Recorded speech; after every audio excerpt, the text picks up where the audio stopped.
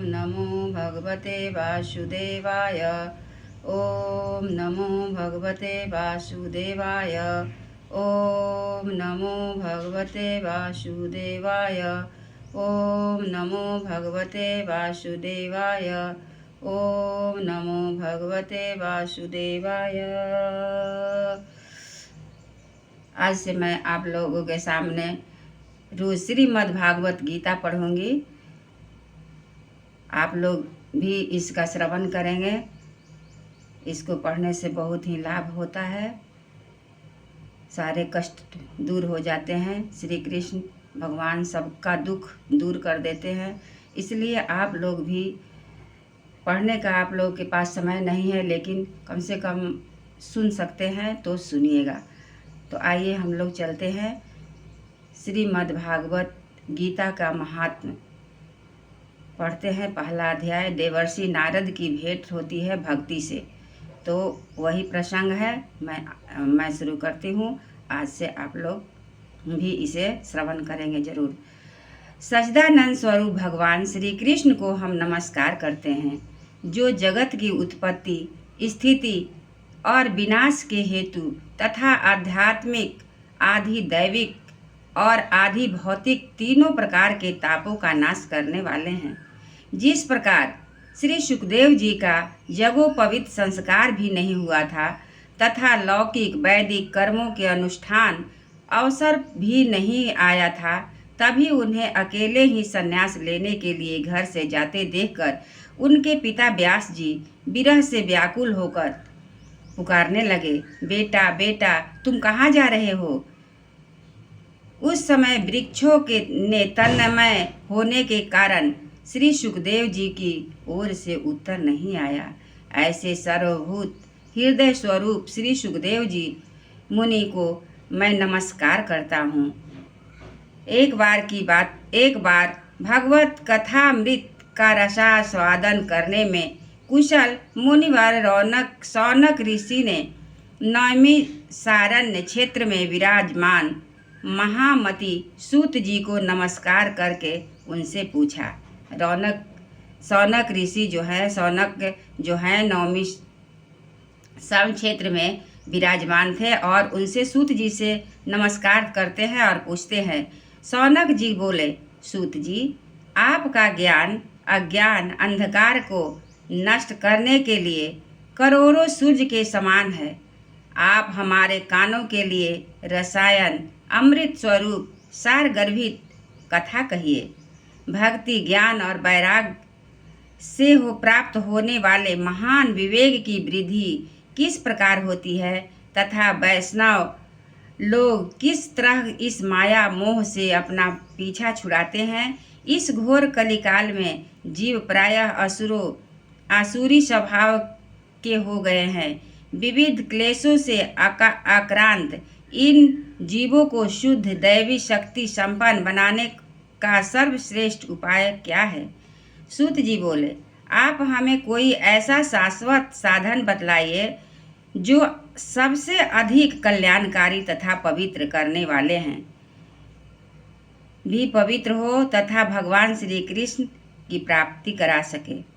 चिंतामणि केवल लौकिक सुख से दे सकते हैं और कल्प वृक्ष अधिक से अधिक स्वर्गीय संपत्ति दे सकता है, परंतु गुरुदेव प्रसन्न होकर भगवान का जोगी दुर्लभ नित वैकुंठ धाम दे सकते हैं। सूत जी ने कहा, सौनक जी, तुम्हारे हृदय में भगवान का प्रेम है, इसलिए मैं विचार कर तुम्हें संपूर्ण सिद्धांतों का निष्कर्ष सुनाता हूँ, जो जन्म मृत्यु के भय का नाश कर देता है, जो भक्ति के प्रवाह को बढ़ाता है और भगवान श्री कृष्ण की प्रसन्नता का प्रधान कारण है। मैं तुम्हें वह साधन बतलाता हूँ, उसे सावधान होकर सुनो। श्री सुखदेव जी ने कलि युग में जीवों के काल रूपी सर्प के मुख का ग्रास होने के त्रास का अत्यंतिक नाश करने के लिए श्रीमद् भागवत शास्त्र प्रवचन किया। मन की शुद्धि के लिए इससे बढ़कर कोई साधन नहीं है। इस मनुष्य के जन्म जन्मांतर का पुण्य उदय होता है, तभी उसे इस भागवत शास्त्र की प्राप्ति होती है। जब सुखदेव जी राजा परीक्षित को यह कथा सुनाने के लिए सभा में विराजमान हुए, तब देवता लोग उनके पास अमृत का कलश लेकर आए। देवता अपना काम बनाने में बड़े कुशल होते हैं, अतः यहाँ भी सबने सुखदेव जी को नमस्कार करके कहा, आप यह अमृत लेकर बदले में हमें कथामृत का दान दीजिए। इस प्रकार परस्पर विनय अदला बदली हो जाने के पर राजा परीक्षित अमृत का पान करे और हम उसे श्रीमद्भागवत अमृत का पान करेंगे। इस संसार में कहाँ कांच और कहाँ महामूल्य मणि तथा कहाँ सुधा और कहाँ कथा। श्री सुखदेव जी ने यह सोचकर उस समय देवताओं की हंसी उड़ा दी। उन्हें भक्ति शून्य कथा अधिकारी जानकर कथा अमृत दान नहीं किया। इस प्रकार वह श्रीमद्भागवत की कथा देवताओं को भी दुर्लभ है। पूर्व काल में श्रीमद्भागवत के श्रवण से ही राजा परीक्षित की मुक्ति देखकर ब्रह्मा जी को भी बड़ा आश्चर्य हुआ था। उन्होंने सत्यलोक में तराजू बांधकर सब साधनों को तौला। अन्य सभी साधन तौल में हल्के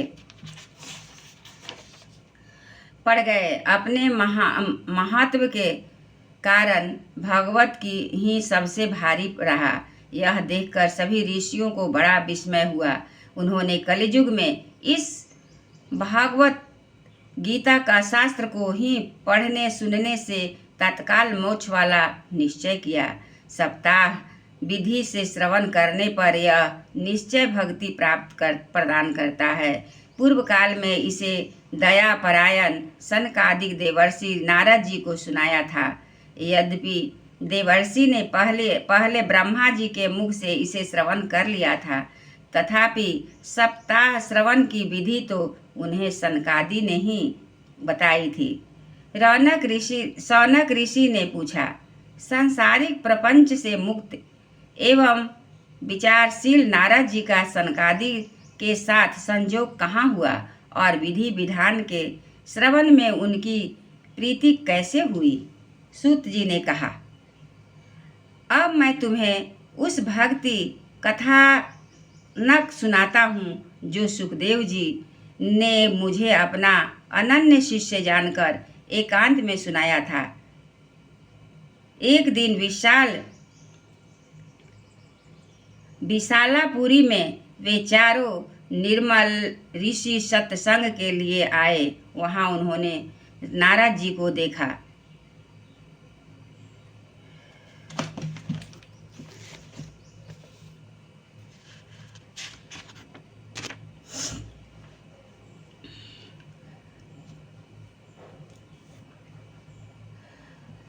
सूत जी ने कहा, अब मैं तुम्हें वह भक्तिपूर्ण कथा सुनाता हूँ जो श्री सुखदेव जी मुझे अपना अनन्य शिष्य जानकर एकांत में सुनाया था।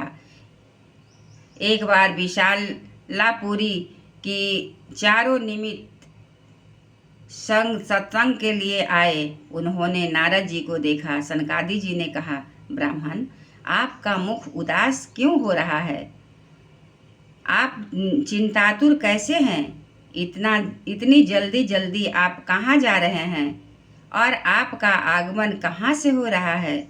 इस समय तो आप उस पुरुष के समान व्याकुल जान पड़ रहे हैं जिसका सारा धन लुट गया हो। आप जैसे आसक्ति रहित पुरुषों के लिए यह उचित नहीं है। इसका कारण बतलाइए।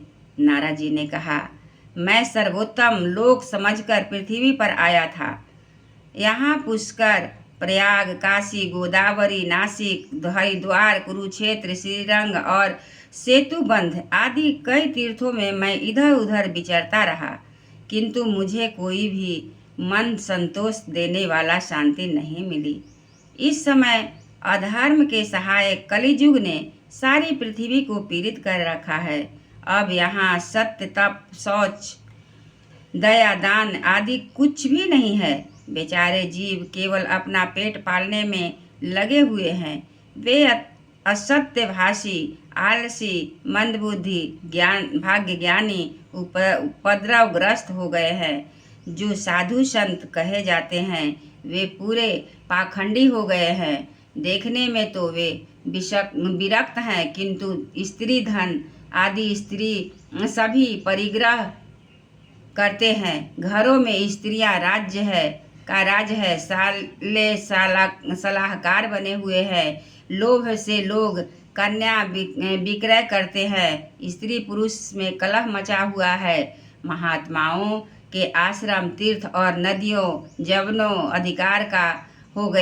का अधिकार हो गया है। इन दुष्टों ने बहुत से देवालय भी नष्ट कर दिए हैं। इस समय यहाँ कोई जोगी न सिद्ध है, न ज्ञानी है और न सत्य कर्म करने वाला ही है। सारे साधन इस समय कली रूप दानव से जलकर भस्म हो गया है। इस कली युग में सभी देशवासी बाजार में अन्न बेचने लगे हैं। ब्राह्मण लोग पैसा लेकर वेद पढ़ाते हैं। स्त्रियां वेश्यावृत्ति निर्वाह करने लगी है। इस प्रकार कली युग में दोष देखता और पृथ्वी विचरता हुआ मैं जमुना तट पर पहुंचा। वहां भगवान कृष्ण अनेकों लीलाएं हो चुकी है। मुनिवरों सुनिए, वहां मैंने एक बड़ा आश्चर्य देखा। वहां एक युवती स्त्री खिन्न मन से बैठी थी। उसके पास दो वृद्ध पुरुष अचेत अवस्था में पड़े जोर जोर से सांस ले रहे थे। वह तरुणी उनकी सेवा करती हुई कभी उन्हें चेत कराने का प्रयत्न करती और कभी उन्हें आगे रोने लगती थी। वह अपने शरीर के रक्षक परमात्मा को दसों दिशाओं में देख रही थी। उसके चारों ओर सैकड़ों स्त्रियां उसे पंखा झल रही थी और बार बार समझाती थी। दूर से यह सब चरित्र देखकर मैं कुतूहल बस उसके पास चला गया। मुझे देखकर वह स्त्री खड़ी हो गई और बड़ी व्याकुल होकर कहने लगी। युवती ने कहा, अजी महात्मा जी, क्षण भर ठहर जाइए और मेरी चिंता को भी नष्ट कर दीजिए। आपका दर्शन तो संसार के सभी पापों को सर्वथा नष्ट कर देने वाला है। आपके वचनों से मेरे दुख की भी बहुत कुछ शांति हो जाएगी। मनुष्य का जब वह बड़ा भाग्य होता है तभी आपके दर्शन हुआ करते हैं। नारद जी कहते हैं, तब मैंने उस स्त्री से पूछा, देवी तुम कौन हो? ये दोनों पुरुष तुम्हारे क्या होते हैं कि और तुम्हारे पास एक कमल नैनी देवियां कौन हैं? तुम हमें विस्तार से अपने दुख का कारण बताओ। युवती ने कहा, मेरा नाम भक्ति है। ये ज्ञान और वैराग्य नामक मेरे पुत्र हैं। समय के फेर से ही ये ऐसे जर्जर हो गए हैं। देवियां गंगा और आदि नदियां हैं। ये सब मेरी सेवा करने के लिए ही आई हैं। इस प्रकार साक्षात देवियों के द्वारा सेवित होने पर भी मुझे सुख शांति नहीं है। तपोधन, अब ध्यान देकर मेरा वृत्तांत सुनिए।